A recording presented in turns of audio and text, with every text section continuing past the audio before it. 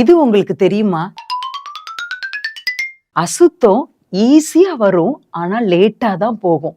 பரிசுத்தம் நிறைய பிரயாசப்பட்டு முயற்சி எடுத்து கஷ்டப்பட்டு வரும், ஆனா அத ஈஸியா நம்ம இழந்து போயிட முடியும். இன்னும் கொஞ்சம் புரியும்படி சொல்லணும்னா, அசுத்தமான காரியங்கள், ஆண்டவர் வெறுக்கிற காரியங்கள்லாம் நம்ம கிட்ட கெட்ட பழக்க வழக்கங்கள்லாம் ரொம்ப ஈஸியா நமக்குள்ள வந்துரும். அதுக்கு நம்ம இன்ஸ்டிடியூட் போய் கத்துக்கணும்னு இல்ல, பேமெண்ட் கொடுக்கணும் அப்படின்னு இல்ல. கெட்ட பழக்கங்கள் நமக்குள்ள ஈஸியா வந்துரும். அதுல இருந்து வெளியில வர்றது ரொம்ப கஷ்டம்.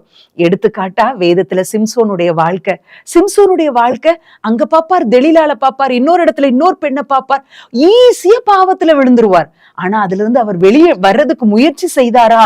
எவ்வளவு கடுமையான பிணைப்பு அங்க இருந்துச்சு அப்படிங்கிறத நியாயாதிபதிகள் புஸ்தகத்தை வாசித்தா உங்களுக்கு தெரிஞ்சிருக்கும்.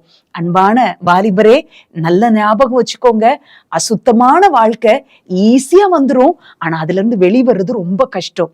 பரிசுத்தத்தை நம்ம பிரயாசப்படணும். பரிசுத்தமான வாழ்க்கைக்கு, தேவனுக்கு பிரியமுள்ள காரியத்தை நம்ம அப்பியாசிக்கிறதுக்கு, நம்முடைய வாழ்க்கையின் வழக்கமா மாற்றுறதுக்கு ரொம்ப பிரயாசப்படணும். ஆனா சின்ன ஒரு காரியத்துல, சூழ்நிலையில அதை இழந்து விட முடியும். ரொம்ப கவனத்தோட இருங்க. உங்களுடைய வாலிப வாழ்க்கை இது ரொம்ப கோல்டன் டேஸ். இந்த பீரியட ஆண்டவருக்கு பிரியமான வாழ்க்கை வாழ உங்களை அர்ப்பணிங்க.